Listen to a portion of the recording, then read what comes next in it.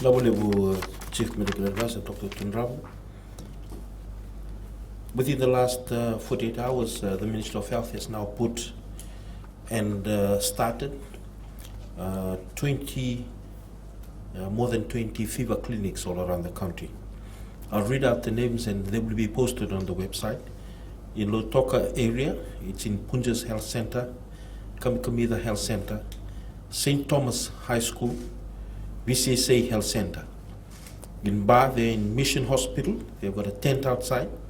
Raki Hospital car park, Namaka Health Center, Nandi Hospital on the outskirts of the hospital, just within the boundary, and also at Singatoka Hospital. The Northern Division, we have it in the Say Health Center in town, in Labasa. In Labasa, the Nutrition Training Center. This is on the road heading towards the hospital on the left. In Sausabu, it's at the old public health building. Wayabo, it's on the health center outside of the general patients department. And in Bua, just outside the Namboalu Hospital. In the Eastern Division, it's in the Levuko Hospital, the tent set up outside. Loma Loma Health Center. In Lakemba, the Lakemba Old Nurses Quarters. In Kandabo, the Wunsea Outpatient Foyer. Rotuma, the Rotuma Hospital. And as I have alluded to earlier, in Valilevu, it's at the tennis court where the FEMAC tent is erected, and it's been running ever since it was up and going on Sunday. I've also just been briefed that we now are putting together a fever clinic in Tikaram Park in Lami for those residents in Lami area, and also we're hoping to start tomorrow a fever clinic in the Apostle Church in between Rewa and Rewanga. And these are the fever clinics where I've alluded to before, where members of the public who have fever and flu can visit rather than congregating at the hospital, where we'll be able to demarcate those who may have a seasonal flu and also those who may have, if we suspect COVID-19, and the treatment protocols will begin from there. Just want to also reiterate what the Honorable Prime Minister had said.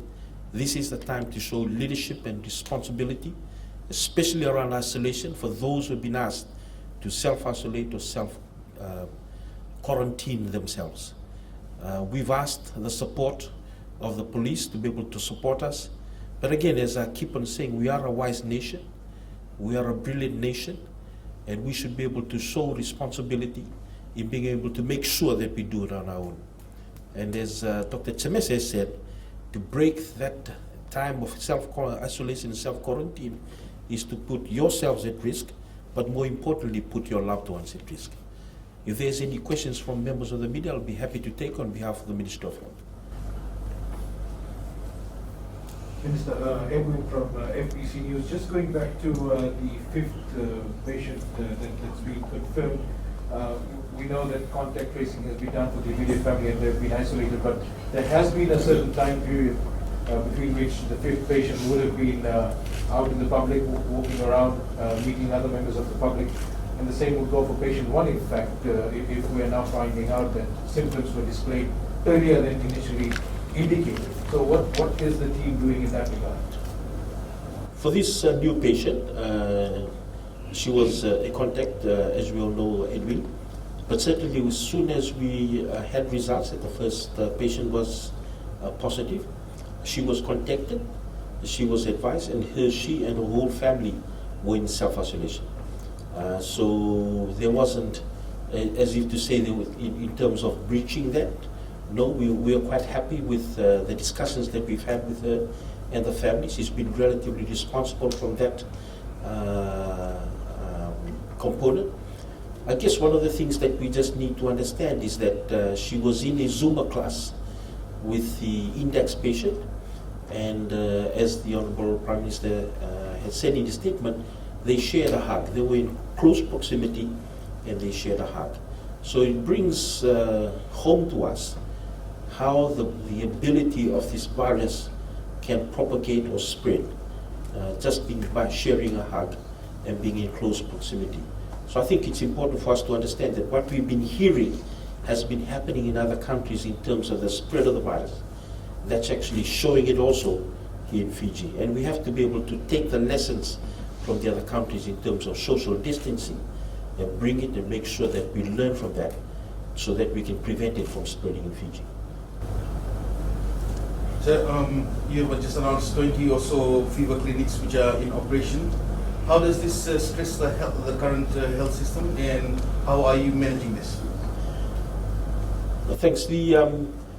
What we've done is we've begun to curtail non-essential services of the Ministry of Health so that we can be able to mobilize our Ministry of Health staff. We have about 6,000 staff within the Ministry of Health. So we've curtailed some of the non-essential services and used those surplus staff, because we've curtailed them, to be able to open our fever clinics. At this moment in time, the focus of the Ministry of Health, number one, is COVID-19.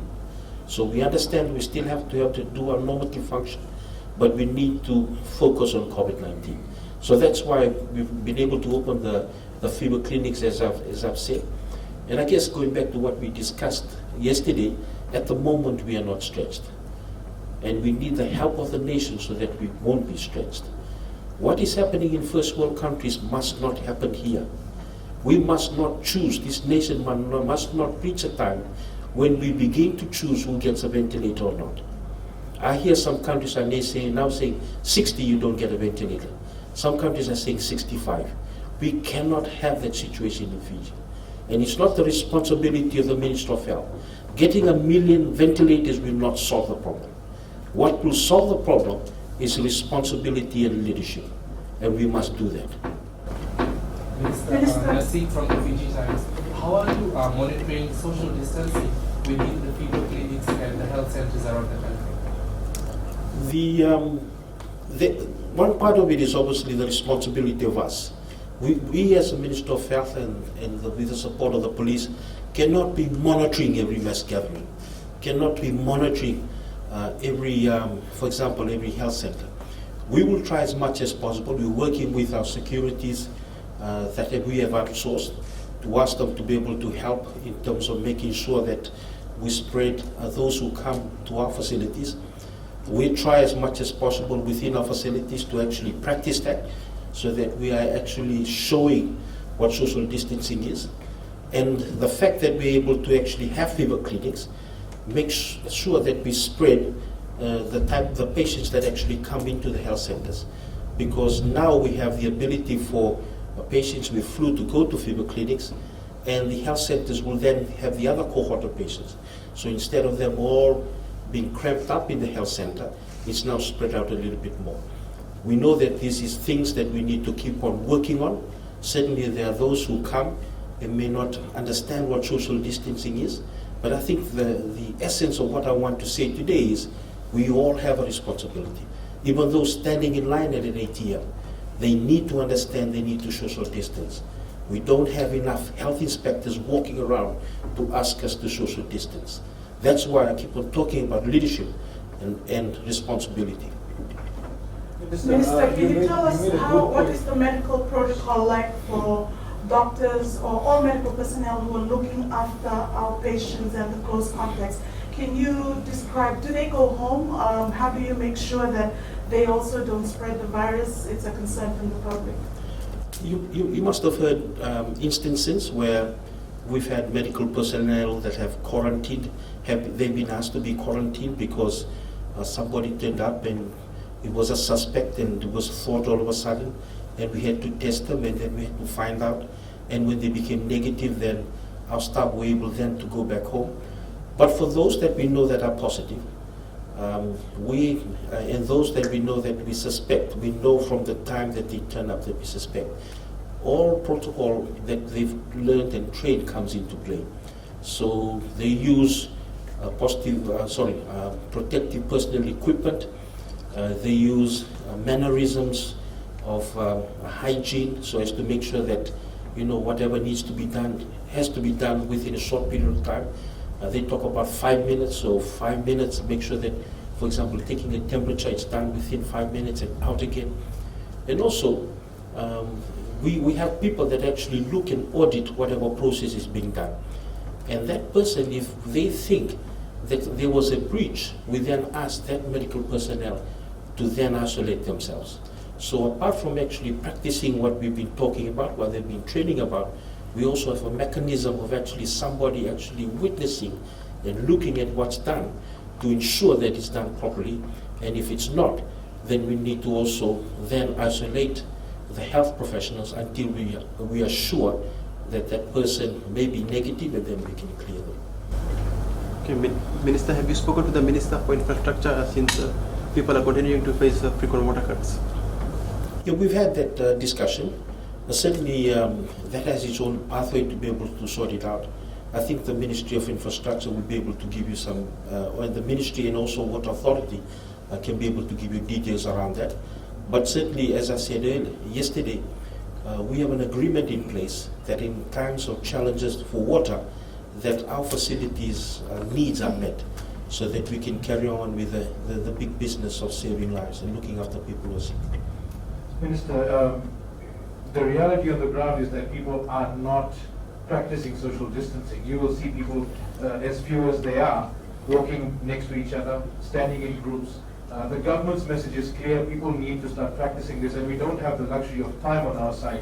When do we come to a situation where this will start being enforced rather than coming down from the policymakers as an advisory? Yeah, thank you. If you look at the Public Health Act, there are things that are very clear in terms of what the enforcements that are within the Public Health Act that Ministry of Health or the Minister or the Permanent Secretary can act upon, around quarantine, for example. But social distancing is something relatively new.